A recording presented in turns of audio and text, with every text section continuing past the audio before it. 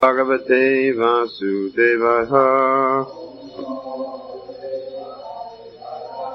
Om Namo Bhagavate Vasudevaya. Om Namo Bhagavate Vasudevaya. Sa Esha Yardhi Prakriter Guneshu Abhivisajite Aham Kriya Vimudatma Kartasmiti Abhimanyate Saesha Yahi Prakriter Guneshvabhivasajate Aham Kriya Vimudatma Kartasmiti Abhimanyate.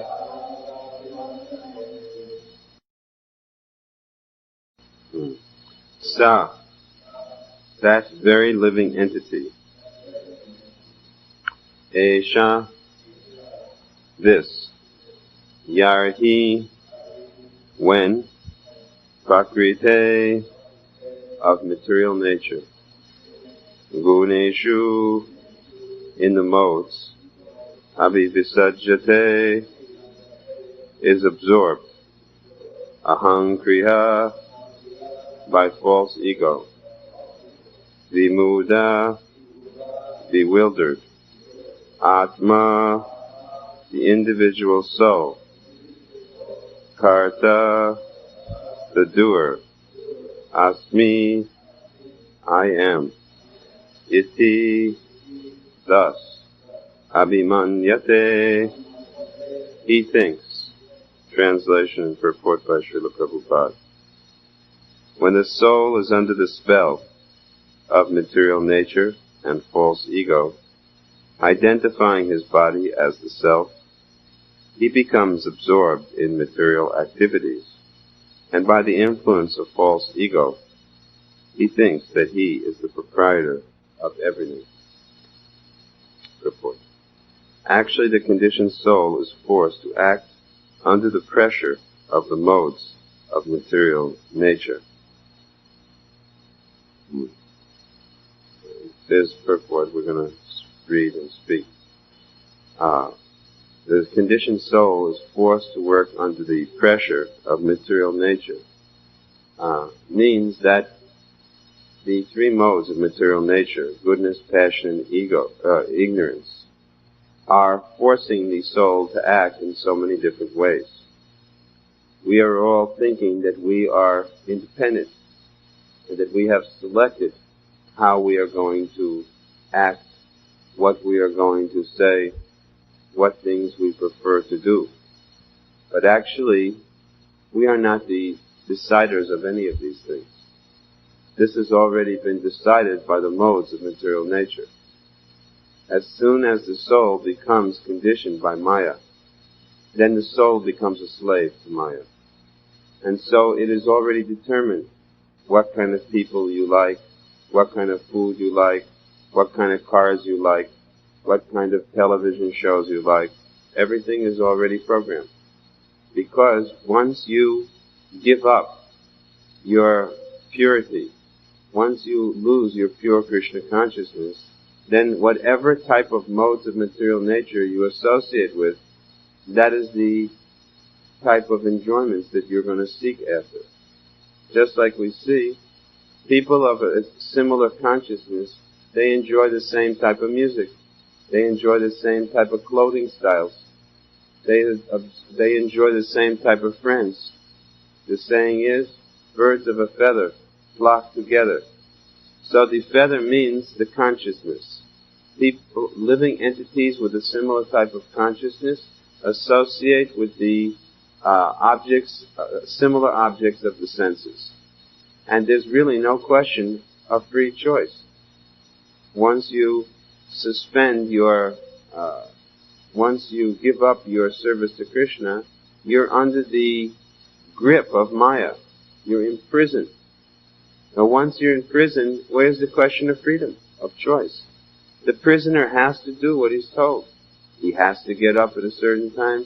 He has to march in file in a certain place. He has to eat a certain kind of food. He's a slave. He's a prisoner. So we're all imprisoned by the modes of material nature. But what is amazing is that we think that we are free. I think it was Yudhisthira who said, what is the most wonderful thing, was asked. And he said, the most wonderful thing is that although everybody is dying, your father dies, your father's father died, your father's father's fathers have died, but yet you think that you will live forever. This is wonderful.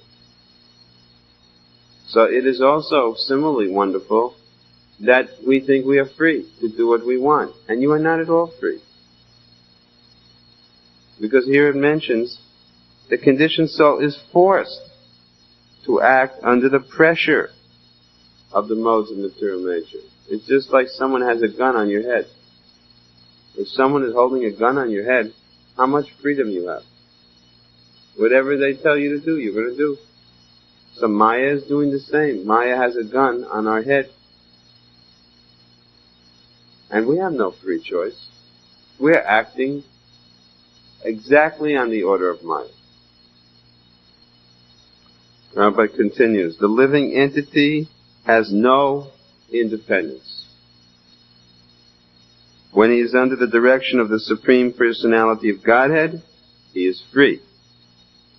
But when under the impression that he is satisfying his senses, he engages in sense gratificatory activities, he is actually under the spell of material nature. This word spell sounds like a witch casts their spell.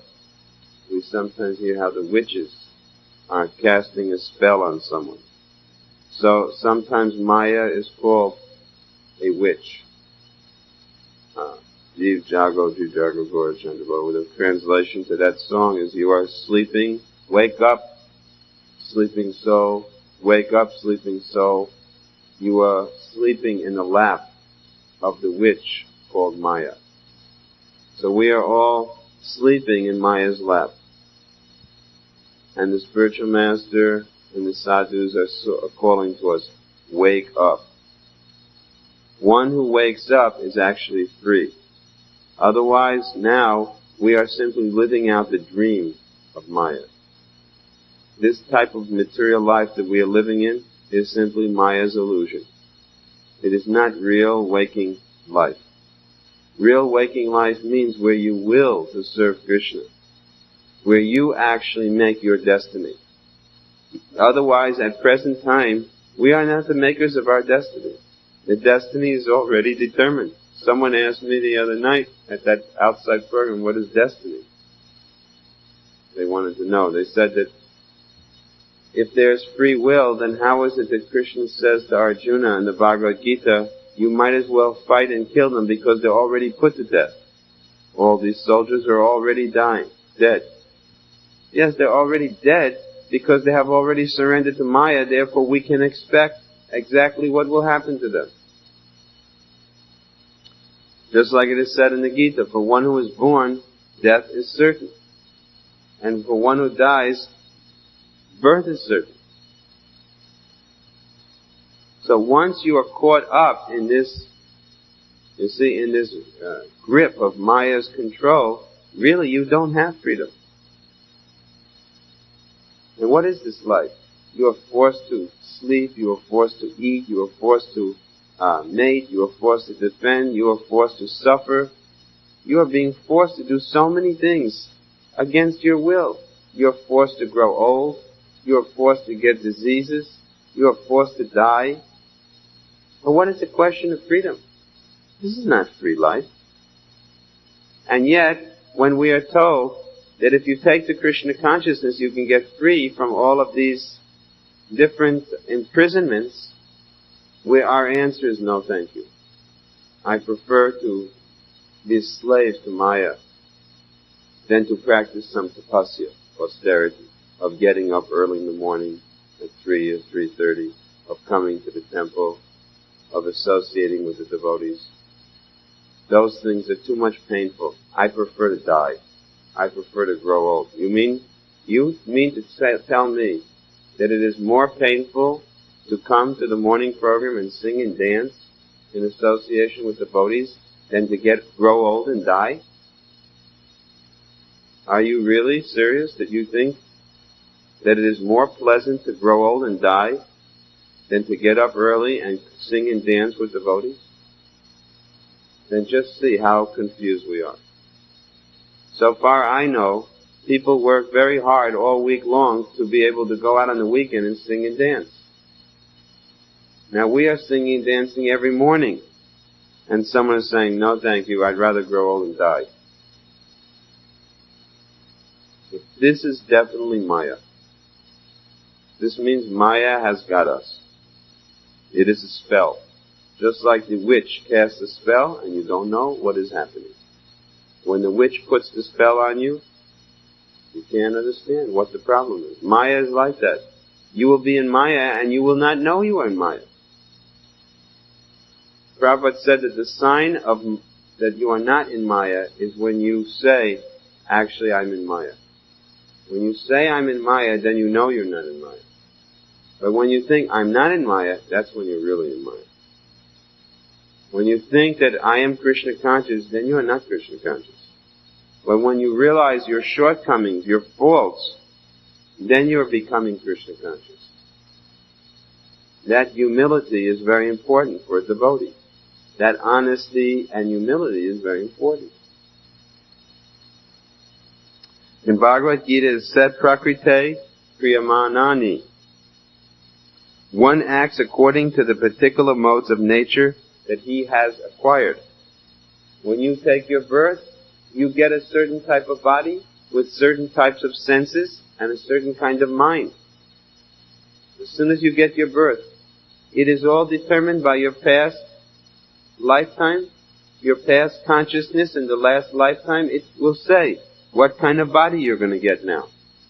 So maybe you get a tiger's body. Tiger's body means you have big teeth and they like to drink blood. That is a tiger's body. And a tiger looks for the she-tiger for sex life. That is a tiger's body. A tiger has eyes that look for deer and other animals to kill. That is a tiger. Or maybe you'll get a vulture's body. The big bird that flies up in the air, 5 miles up in the air. And your whole business of eyes will be to look for dead corpses. Or maybe you'll get a smaller bird's body, sparrow body. And you look, where is the worm? Your eyes will look for worm. Or maybe you'll get a man's body, and then your eyes will look for women. It's already determined by the kind of body you get. The consciousness dictates the kind of body. So we're already under a spell. We're tied in. We're locked in. We're not free. But when the living being says, no, I'm not going to look for a deer to eat. I'm not going to look for a dead corpse. I'm not going to look for a worm. I'm not going to look for a woman. I'm going to look at Krishna. I'm going to use my eyes and my senses to see Krishna. That is exercising your free will. Now you are breaking out of the spell of Maya.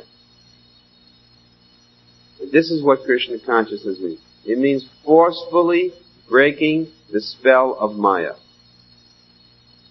Not that it will come of its own. Do not think that on your own you'll wake up from this spell. This is the kind of spell you don't wake up from, this sleeping potion, unless someone forcefully shakes you. Who is that person who forcefully shakes? He's called the Guru. And what does he do? He chants a mantra that wakes you up from the spell. That is Hare Krishna mantra. And then he teaches you how to chant that mantra so that you can keep waking yourself up. This is the business of the Guru. And this is what the Guru does. And then when we teach how to avoid the 10 offenses, it's so that the chanting will actually keep you awakened.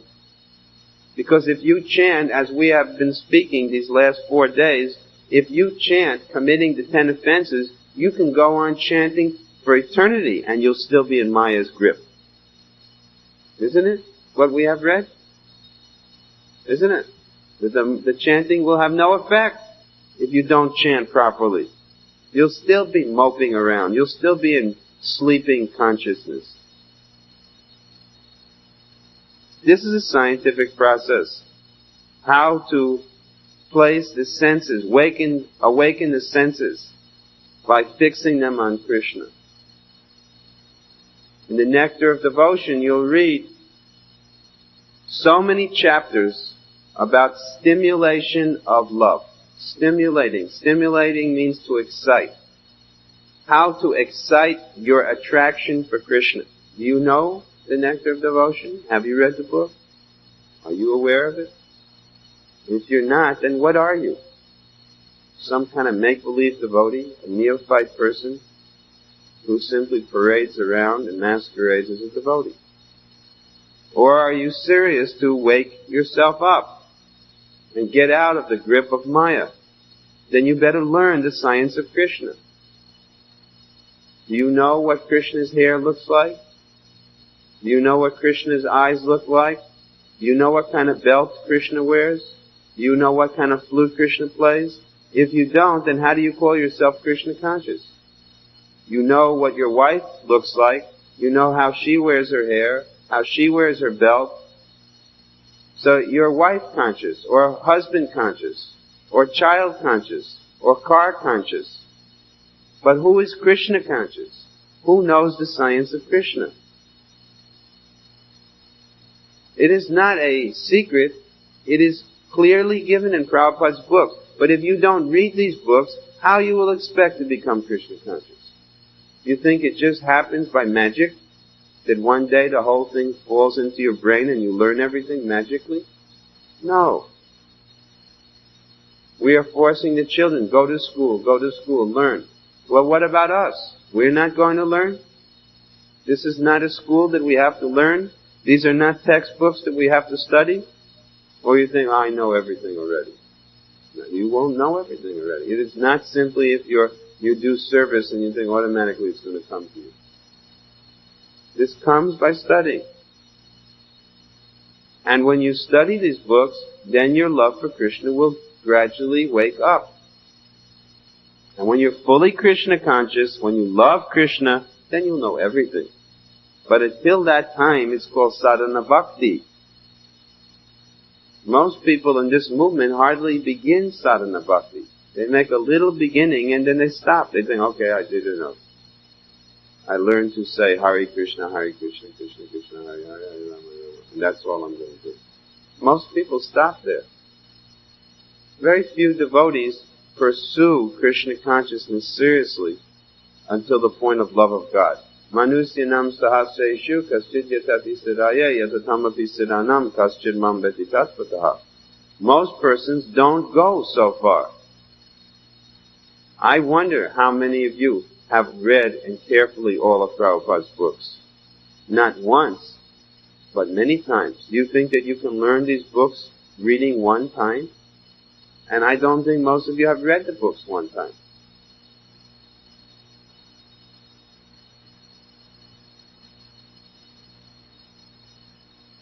The Krishna consciousness is not such a simple little thing. It is a big science. And it has to be carefully executed in order to get the result. Guna refers to the qualities of nature. He is under the qualities of nature, but he falsely thinks that he is the proprietor. The false sense of proprietorship can be avoided simply by engaging oneself in devotional service under the direction of the Supreme Lord or his bona fide representative. The big problem is that we think that we are boss. We think we are proprietor. This is my house. This is my family. This is my body. This is my. We already heard about this. This consciousness of me and mine. This big Maya. The consciousness of me and mine. It's very big Maya. A devotee thinks nothing is mine. A devotee thinks I'm not the master. I'm the servant of the servant of the servant. Krishnadas Kaviraj says, if you say anything good about me, you're going to hell, because there's nothing good about me to say. He said, I'm lower than a worm and stool. How many devotees sitting here think of themselves lower than a worm and stool? And how many people think of themselves as being very good and very important? But a real Vaishnava, the more you become advanced as a Vaishnava, the more humble and lowly you think yourself.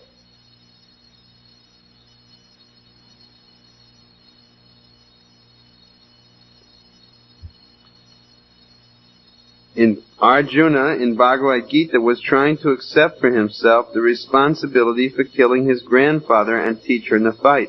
But he became freed from the proprietorship of action when he acted under the direction of Krishna. He fought, but he was actually freed from the reactions of fighting, although in the beginning, when he was non-violent, unwilling to fight, the entire responsibility was upon him. It's a beautiful point. Prabhupada has made a beautiful point here. You remember in the beginning of the Gita, Arjuna didn't want to fight. Why didn't Arjuna want to fight? Because Arjuna thought, if I fight, I'm going to have to kill my grandfather and my other teachers. And if I do that, if I kill all of them, think of the terrible reactions that are going to befall me. Now, what did Krishna teach Arjuna? Fight under my order, and you won't get any reaction. Because I am telling you to do it, because you are doing it for me, all reactions, whatever they may be, I will take up. You don't get any of them. It's a beautiful point. This means that when a devotee acts on behalf of Krishna, there is no karmic reactions. But what is the problem? Too often we act for the false ego. You cannot think that just because now I'm initiated, or just because now I'm a member of ISKCON, automatically everything I do is Krishna conscious. It may be that even when you chant Hare Krishna, you're not being Krishna conscious. We have already heard for 4 days about how when you're chanting Hare Krishna, sometimes you can be a first-class offender. So just because we wear tilak and we are counting ourselves as devotees doesn't necessarily mean that we're getting freed from karmic reactions. If you're not acting purely, if you're not acting in proper Krishna consciousness, just rubber stamping you, ISKCON, or a devotee of Krishna, isn't going to protect you. And that's why you'll see so many devotees fall down. So many devotees start off in a big way. We call them shooting stars. This movement is full of shooting stars. You know what a shooting star is? It appears up in the sky very brightly for a while, and everybody looks at it, and then what happens? It shoots out of everybody's sight, and you can't see it anymore. This movement is full of shooting stars, histories of shooting stars. People who did big service, and who were very prominent, and then everybody says, what happened to so-and-so? Where did they shoot off to? They had all the signs. They were wearing tilak, they were chanting japa, wearing dhoti, sari. They're doing everything that everybody else was doing, but they're not here. That means that unless you understand really what is devotional life from these books, and practice it very carefully, you'll fall away. You'll commit Vaishnava aparad, you'll commit Guru aparad, you'll commit Nam aparad. And when you commit aparad or offense, you go. You get kicked out by Krishna. This path of sadhana bhakti is very strict. I'm telling you 100 times over that, if you don't come and go through the whole morning program, you are finished. I guarantee it. I will state it on the microphone and for the recordings. Anyone that doesn't go through a morning program is finished. If you don't do it at the temple, then you've got to do it at home. If you don't do every morning all of the different parts of sadhana bhakti, I'm putting it in writing, one day you won't be sitting here. I can put it in writing, like a post-dated check that will cash anytime you want it. This is scientific process. Science. It doesn't change. There are certain things you have to do, All those things are in the morning program. If you miss the morning program, you can miss your Krishna consciousness. That's why we've been hearing every day. You can be a first-class karmi. It means you can get so many results. You can be a first-class jnani. You can know all the books.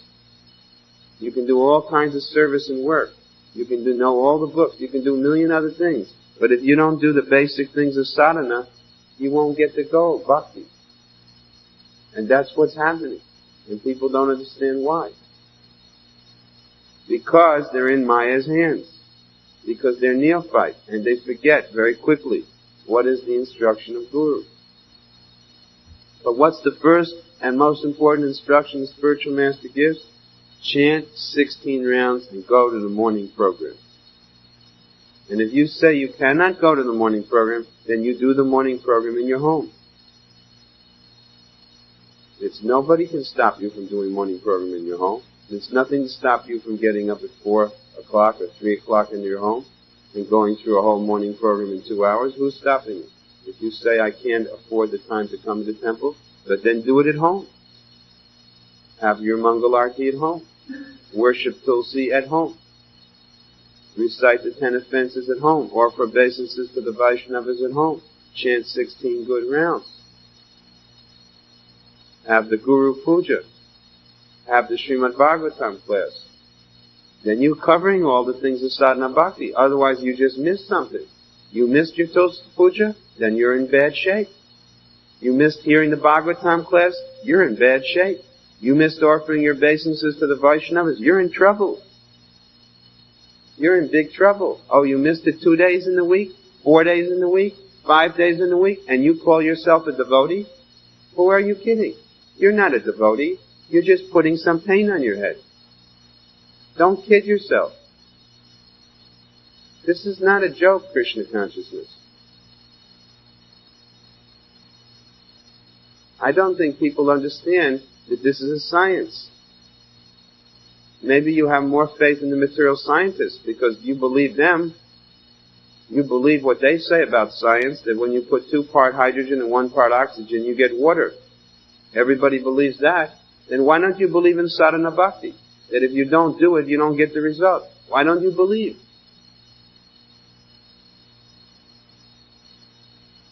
And if you say, well, because the result, the consequence is not serious. The consequence is that after millions of lifetimes, you got a human birth. The consequence is that if you miss this opportunity, how long it will take again until you get this chance. When is the next time you're going to get a human body and get a guru and get the chance to do devotional life? How many births? 50,000 more? Or maybe another yuga? What will it take till you get this chance again? So don't be sloppy about your sadhana. Don't be sloppy about devotional service, because you're just losing the best opportunity you ever got. And there's no excuse. There is no excuse. Believe me, there is zero excuse. No matter what excuse you come up with, Yamaraj doesn't accept it. There's no excuse. The order is to do sadhana bhakti. Everything else you can excuse. I couldn't do it because I had to chant my rounds. Okay, no problem. I couldn't do it because I had to go to the morning program. No problem. But when you say, I couldn't chant my rounds, I couldn't go to the morning program because, then people do. Krishna doesn't accept. It's not acceptable. So like I say, do your program here or do it at home. The only reason we're teaching it here is so if you can't come here, you can do it at home. We don't mind. But do it. And if you think, well, I'll say I'm doing it, but no one will catch me even when I don't do it. Who are you kidding? You think Krishna doesn't see? You think your spiritual master can't see? The spiritual master can see in 1 second. He knows everything. Very easy. Very easy to tell exactly what is the consciousness of somebody. That is the difference between liberation and conditioning. A conditioned soul may be very good. Listen, a conditioned soul may be very good and act in the mode of goodness, but still he is conditioned under the spell of material nature. Good. Someone can act very good. So many nice things he can do, but still he may be a conditioned soul under the nature's satagun. A devotee, however, acts completely under the direction of the Supreme Lord. That I'm trying to teach you, to act under the direction of the Supreme Lord. Thus, his actions may not appear to be very high. I'm trying to teach you how to act under the direction of the Supreme Lord. In the beginning, what does the Supreme Lord teach? A, B, C, D, E, F, G, H, I, J, K, alphabets. When the child goes to school, what's the first lesson he learns? Alphabets. And 2 plus 2 equals 4. 4 minus 2 equals 2. 2 times 2 equals 4. Do you all remember this thing? You're all getting children. Don't they learn this? Now, what is the ABC in spiritual life? The morning program. And you're saying, oh, I don't need the morning program. I'm already a PhD. And then you ask the PhD, what is 2 plus 2? And they say 6. I'm already a PhD. I don't need the morning program.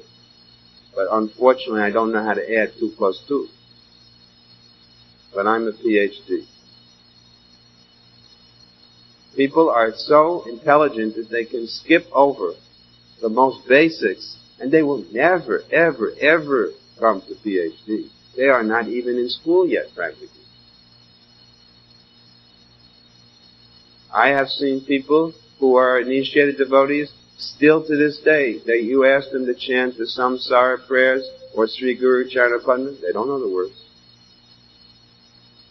I've seen it. I can tell you so many things I've seen.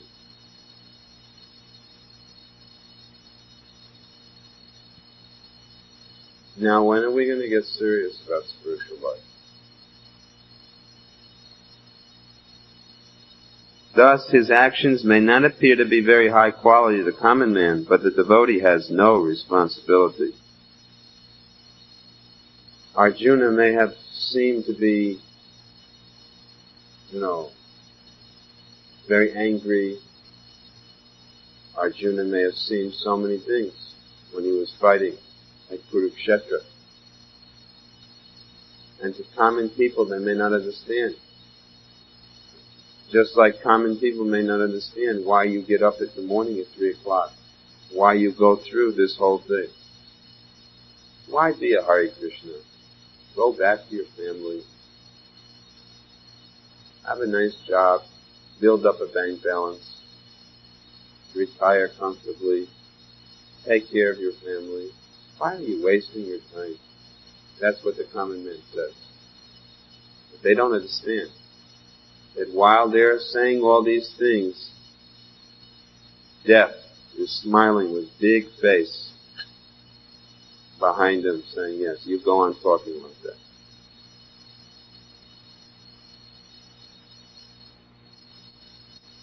So I hope that these lessons that we have been giving about chanting will be carefully understood. I hope everybody here will take these heavy words as a warning from Krishna that we should become very serious about spiritual life. Are there any questions?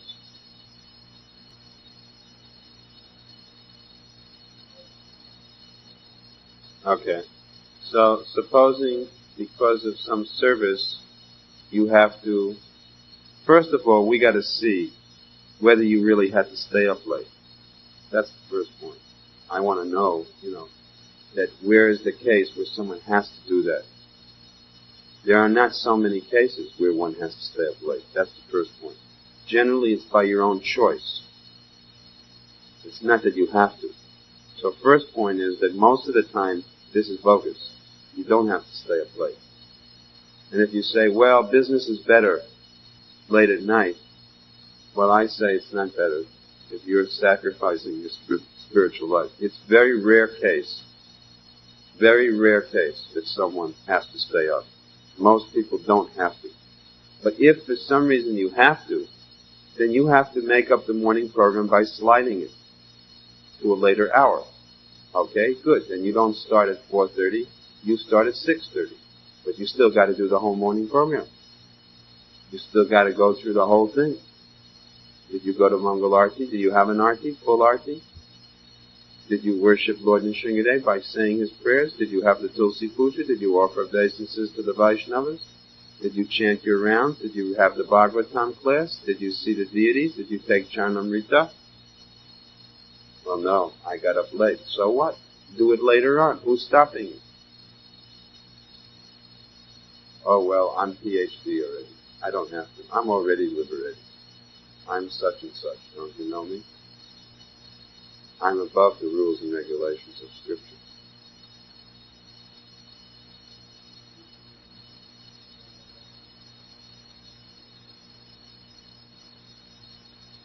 You have, yes, that's right. I say that if the only reason that one should change the schedule and not get up early is in an emergency. Only an emergency, and that's mentioned in Scripture. Emergency service. It's not very usual. It's only unusual. Just like during the Christmas time, some devotees do Sankirtan later. But that's not all year long. That's only during 1 month, and not even a full month usually. That's called emergency.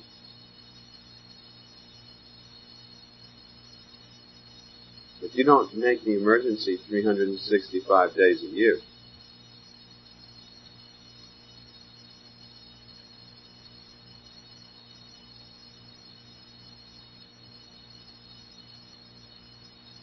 Traveling? Traveling where? Traveling where?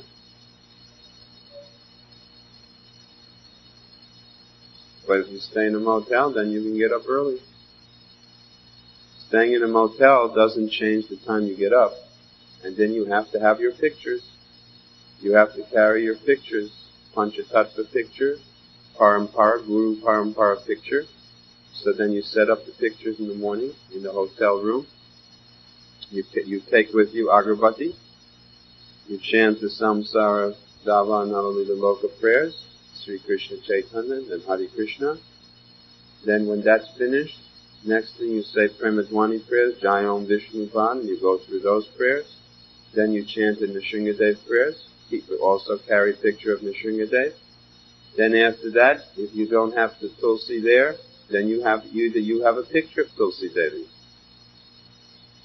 If you don't have a picture, then at least chant the Tulsi prayers, and in your mind, offer the water in your mind. Do it mentally, and circumambulate mentally.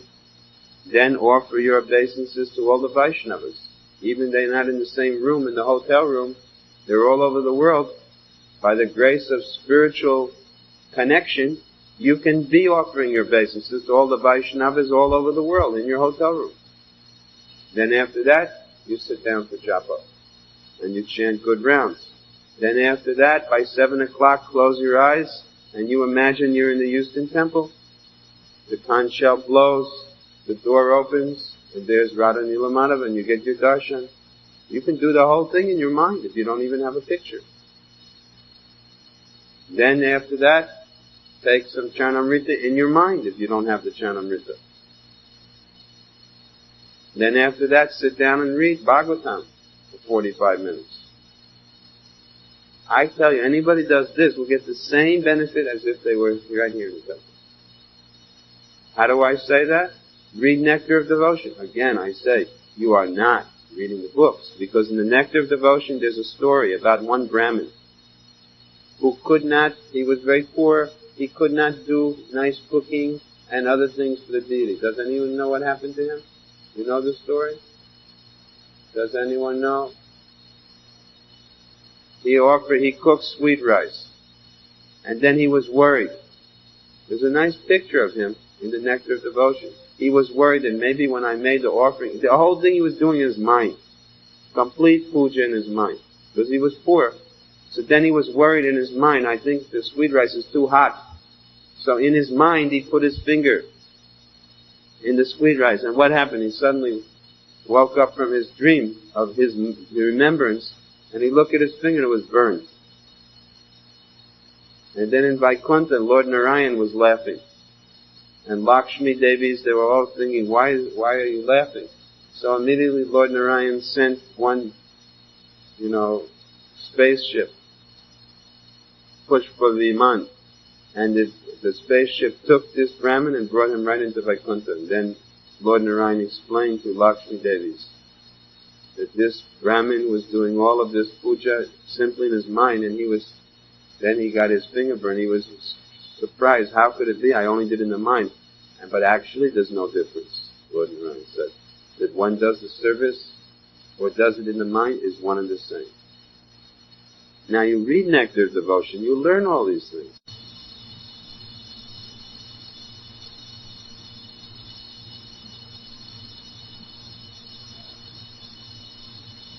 Another question? Who is stopping them from doing it? Is somebody else stopping them? You think so? Okay, let's take someone who works 12 hours a day. Personally, I don't know too many people who do work 12 hours a day, but let's supposing someone works 12 hours. How much time he needs for sleeping? 6. Now we're at 18 hours. How much time he needs for bathing? 1 hour. Now we're at 19 hours. How much time he needs for eating? 1 hour. Now we're at 20 hours. Still he got 4 hours.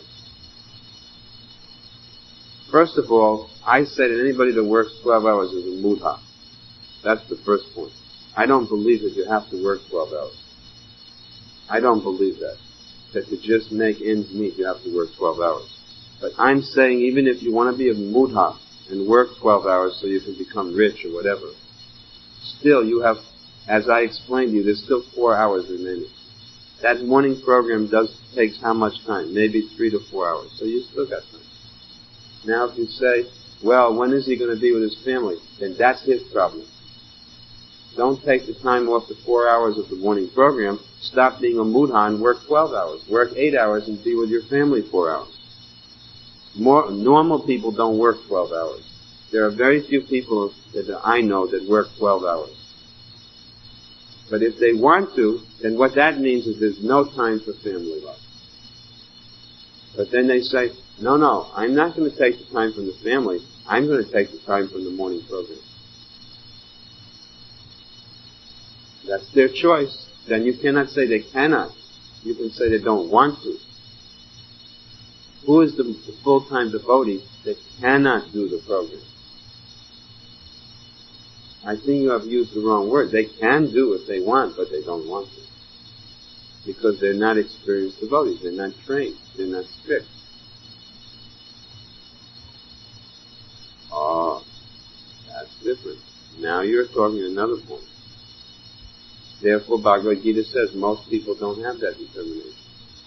One is Vinanta. Very few.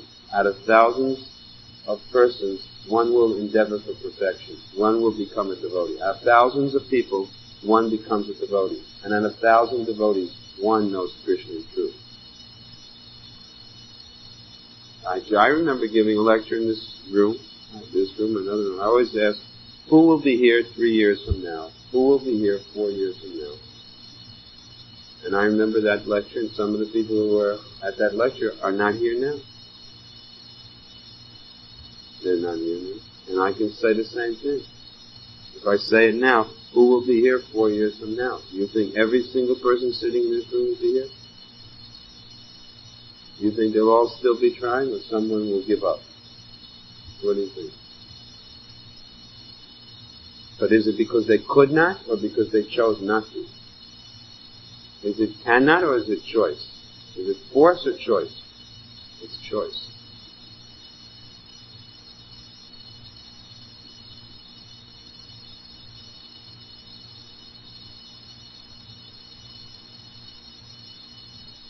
I don't see any difference between so-called full-time devotee and so-called whatever the other person is called. I see no difference in terms of... Let me ask you a question. How many chapatis does a full-time devotee eat? same number as the other type of devotee? And how much they do, everything the same. So why you think that the sadhana is different? If to keep a human body alive requires the same, whether they're full-time or part-time, I say to keep you alive spiritually is the same requirement also.